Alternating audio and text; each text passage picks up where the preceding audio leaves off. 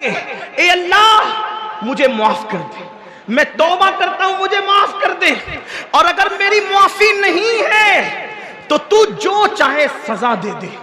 عشق والوں کی بولی دیکھو، اللہ یا تو مجھے معاف کر دے یا میرے گناہ کی سزا جو چاہے دے دے، لیکن مولا میرے محبوب کو اس گناہ کی خبر مت ہونے دینا، کیونکہ میں بڑے سے بڑا عذاب برداشت کر سکتا ہوں، بڑے سے بڑی تکلیف سہن کر سکتا ہوں، لیکن محبوب کا دل ٹوٹے یہ مجھے گوارا نہیں، محبوب کے دل کو تکلیف پہنچے یہ مجھے گوارا نہیں۔ لیکن مسلمانوں، اے میری قوم کے جوانوں، پھر آگے کیا ہوا؟ وہ رسول اللہ سے ملنے نہیں گئے، حضور سے ملاقات کرنے نہیں گئے، واپس لوٹ کر نہیں گئے، بلکہ ابن عبد الرحمن مدینہ منورہ سے غائب ہو گئے۔ اب میرے آقا نے کبھی پوچھا کہاں ہے ابن عبد الرحمن؟ صحابہ کہتے ہیں آقا پتہ نہیں وہ کہاں ہے، اس کے گھر والے بھی کچھ نہیں بتا پاتے ہیں، اس کے دوست احباب بھی کچھ نہیں بتا پاتے۔ ایک دن گزرا، 2 دن گزرا، 3 دن گزرا، ہفتہ 2 ہفتہ، یہاں تک صاحب کتاب التوابین لکھتے ہیں 40 دن گزرے اسی حالت میں۔ ایک دن میرے آقا نے اللہ اکبر حضرت فاروق اعظم کو اور سلمان فارسی کو دونوں سے فرمایا اے عمر اور اے سلمان تم دونوں جاؤ، ابن عبد الرحمن فلاں جنگل کے اندر ایک غار میں بیٹھ کر رو رہا ہے، اور وہ صرف رو رہا ہے، 40 دن سے نہ کھایا ہے نہ پیا ہے نہ سویا ہے، بس ایک ہی دھن ہے اس کو، جاؤ اس کو میرے پاس بلا کر کے لاؤ، اس کو میرے پاس لے کر کے آؤ۔ اللہ اکبر۔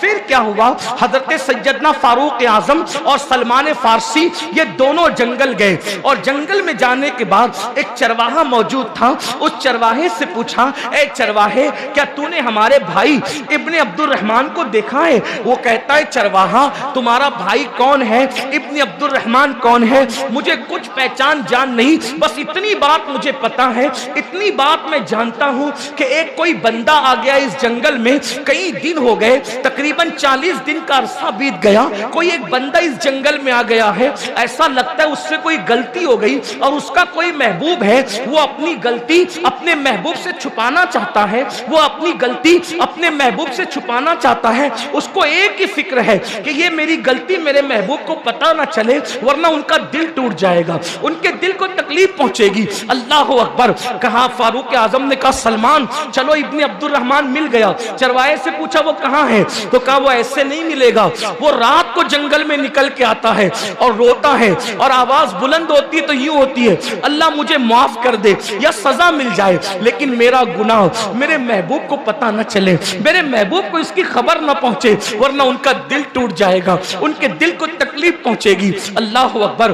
یہ لوگ رات کا انتظار کرنے لگے۔ جب رات ہوئی تو فاروق اعظم اور حضرت سلمان فارسی نے ایک دردناک آواز سنی۔ وہ دردناک آواز یہ تھی اے اللہ مجھے معاف کر دے، میرے مولا مجھے معاف کر دے، لیکن میرے گناہ کی خبر میرے محبوب کو مت ہونے دینا، مولا ان کا دل دکھ جائے گا، ان کے دل کو تکلیف پہنچے گی۔ فاروق اعظم آئے اور لپٹا لیا، اور لپٹا کے کہا ابن عبد الرحمن کیا حال بنا رکھا ہے، چلو تمہیں اللہ کے رسول بلا رہے ہیں، چلو تمہیں آقا بلا رہے ہیں۔ اللہ اکبر۔ ابن عبد الرحمن نے سنا آقا بلا رہے ہیں، پھوٹ پھوٹ کے رو پڑے اور سوال کیا عمر سچ بتانا کیا میرے گناہ کی خبر آقا کو لگ گئی، میرے گناہ کی خبر حضور کو پہنچ گئی؟ اللہ اکبر۔ فاروق اعظم نے کہا اے ابن عبد الرحمن مجھے کچھ نہیں پتا کیا معاملہ ہے، بس حضور نے بلایا ہے۔ ابن عبد الرحمن کہتے ہیں عمر مجھ پر رحم کرو گے، ایک میری بات مانو گے میرے بھائی؟ فاروق اعظم نے کہا کیا؟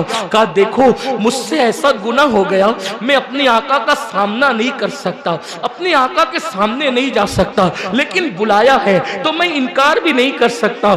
ایک کام کرو ایسے وقت میں لے کر چلنا جب آقا نماز کی حالت میں ہو، جب میرے آقا نماز پڑھ رہے ہو، ایسی حالت میں لے کے چلنا تاکہ حاضری بھی ہو جائے اور سامنا بھی نہ ہو سکے، میں ان کا سامنا نہیں کر سکتا۔ آپ سے پوچھنا چاہتا ہوں۔ اللہ اکبر۔ فاروق اعظم پھر انتظار کرنے لگے صبح کا۔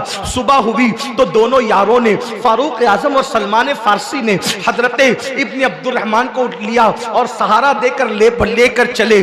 جب مسجد نبوی میں پہنچے حضور نماز فجر پڑھا رہے تھے، آقا کی تلاوت قرآن کی آواز جیسے ابن عبد الرحمن کے کانوں میں آئی، برداشت बर्दाश्त न कर सके, हैबत की वजह से चीख मारी और बेहोश होकर जमीन पे गिर पड़े। अल्लाह अकबर। अब यहाँ बात आगे बढ़ाने से पहले मैं एक बात आपसे पूछना चाहता हूँ, आप आका को देखना चाहते हैं? हम आका को देखना चाहते हैं? मेरे भाई जरा बता तो सही, एक नाकर्दा जुर्म की वजह से इतने अजीम सहाबी हुजूर का सामना करने की हिम्मत नहीं करते, और हमने वो कौन सा जुर्म है जो नहीं किया? कितना हुजूर का दिल दुखाया है। अल्लाह अकबर। जो माँ का दिल दुखाए, मरने से पहले उसकी जबान पे कलमा नहीं आता, माँ का दिल दुखाने वाला जबान पे कलमा नहीं आता।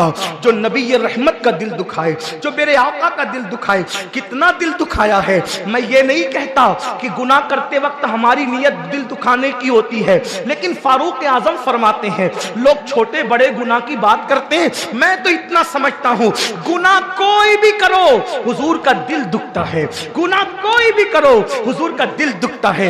ये मेरी बहनें जो हजारों की तादाद में यहां बैठी है, ऐ मेरी कौम की शहजादियों, जब तुम गले में दुपट्टे को मफलर की शक्ल में लटका कर बाजार में घूमती होगी तो रसूलुल्लाह के दिल पर क्या गुजरती होगी। ट्यूशन के नाम पर, कोचिंग के नाम पर, पिकनिक के नाम पर जब औरतें बेपर्दा घूमती होगी, रसूलुल्लाह के दिल पे क्या गुजरती होगी। मस्जिदें वीरान होती होगी, हुजूर के दिल पे क्या गुजरती होगी। कानों में एयरफोन लगाकर गाने सुनते होंगे, हुजूर के दिल पे क्या गुजरती होगी। चेहरे से दाढ़ियां मुंडा मुंडा कर गटरों में फिकवाने वालों, जब तुम्हारे चेहरों पे वस्तुरा चलता होगा, हुजूर के दिल पे क्या गुजरती होगी। सोचा कभी सबके दिल का ख्याल किया, अपने नबी के दिल का क्या ख्याल किया।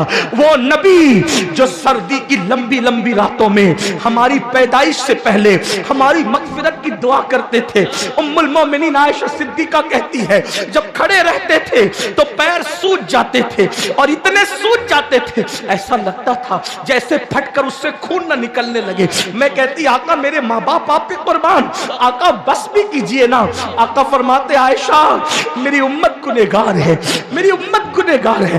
बताओ, हमारी माँ हमारे लिए नहीं रोई, हमारा बाप हमारे लिए नहीं रोया, हमारी पैदाइश से 1400 साल पहले जो हमारी बख्शिश की फिक्र में पूरी पूरी रात जागते रहे, वो सैयदुल मासूमीन अपनी फिक्र की बजाय अपनी उम्मत की फिक्र आज उस नबी रहमत का दिल दुखा रहे हो। जिना के अड्डों पे जाके, शराब के अड्डों पे जाके, अपनी बेटियों को बारीक और पतले कपड़े पहना के, अपनी बेटियों को नंगे सर बाजारों में घुमा के, वलीमे में मेकअप करके घर की औरतों को ले जाते हो। सुन लो, जन्नत के दरवाजे पे लिखा है, दय्यूस के लिए जन्नत की खुशबू भी हराम है। सहाबा ने पूछा, आका ये दय्यूस कौन है? फरमाया, जिसके घर की औरतें बेपर्दा घूमती हो और वो मर्द मना नहीं करता, वो दय्यूस है, दय्यूस। अल्लाह उस पर जन्नत की खुशबू हराम की है, उसकी ना नमाजें कबूल है ना उसकी दुआएं कबूल है। आज पर्दे का ख्याल नहीं, ये बहनें सैयदा फातिमा की कनीज कहलाती है, और जब बाजार में जाती है तो कहती है, वो कपड़ा निकाल जो अदाकारा ने पहना था। कनीज है फातिमा तो ज़हरा की और लिबास अदाकारा का। सुन लो, जब तक बेटियां तवज्जो करना, मशरिक से मगरिब वाले सुन ले। आज बड़ी बड़ी कॉन्फ्रेंसों में डिस्कस हो रही है, बच्चियां क्यों भाग रही है, बच्चियां क्यों भाग रही है, बच्चियां क्यों भाग रही है। दर्द भरी तकरीरें इसका हल नहीं है। जब तक बच्चियां सैयदा फातिमा के किरदार पे चलती रही, तब तक किसी ने नजर उठाने की हिम्मत नहीं की। जब बेटियां सैयदा के किरदार से हट गई, तो अब लौजों की जीनत बन गई, लौजों में बिक रही है।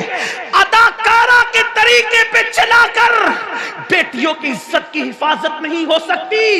अगर बेटियों की इज्जत बचाना है, फिर से सैयदा फातिमा का किरदार अदा कर दो।